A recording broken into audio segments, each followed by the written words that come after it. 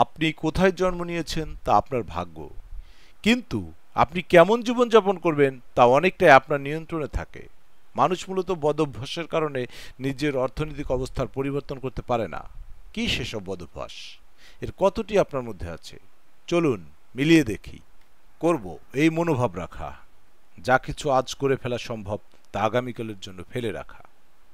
বছরের পর বছর অল্প বেতনে চাকরি করে যাওয়া, ভালো কিছুর জন্য আন্তরিকভাবে চেষ্টা না করা, অন্যে আপনাকে নিয়ে কি ভাবছে তাতে গুরুত্ব দেওয়া, নিজের অবস্থানের জন্য অন্যকে দোষারোপ করা, আর্থিকভাবে সচ্ছল বা ধনী হওয়ার চেয়ে বড়লোকি দেখানোই বেশি মনোযোগী হওয়া, পারফেক্ট কন্ডিশন বা অনুকূল পরিস্থিতির জন্য অপেক্ষা করা, সাধারণত অপেক্ষা করতে করতেই জীবন কেটে যায়, অভিযোগ করা, অস্বস্তিকর বা চ্যালেঞ্জিং পরিস্থিতি এড়িয়ে চলা, প্রতিজ্ঞা করা, প্রতিজ্ঞা ভাঙা, বিশেষ করে সামর্থ্যের বাইরে গিয়ে প্রতিশ্রুতি দেওয়া, একবার ব্যর্থ হওয়ার পর আবার নতুন করে শুরু না করা, পরচর্চা করা, মধ্যমপন্থা অবলম্বন করা বা সেফ গেম খেলা, সারাদিন ব্যস্ত থাকা কিন্তু কি কাজে সেই ফলাফল কারো দৃষ্টিগোচর না হওয়া, বেশি কথা বলা, কম শোনা, কম কাজ করা, অন্যে কি করছে সেদিকে মনোযোগ দেওয়া, ভুল থেকে শিক্ষা না নেওয়া,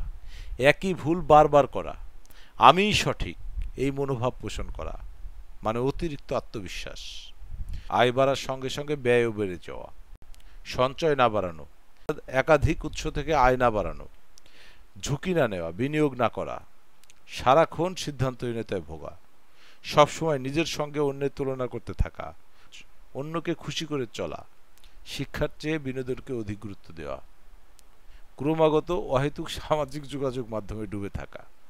ধন্যবাদ। আমাদের এই ভিডিওটি যদি আপনাদের ভালো লেগে থাকে তাহলে দয়া করে ফলো অথবা সাবস্ক্রাইব করুন।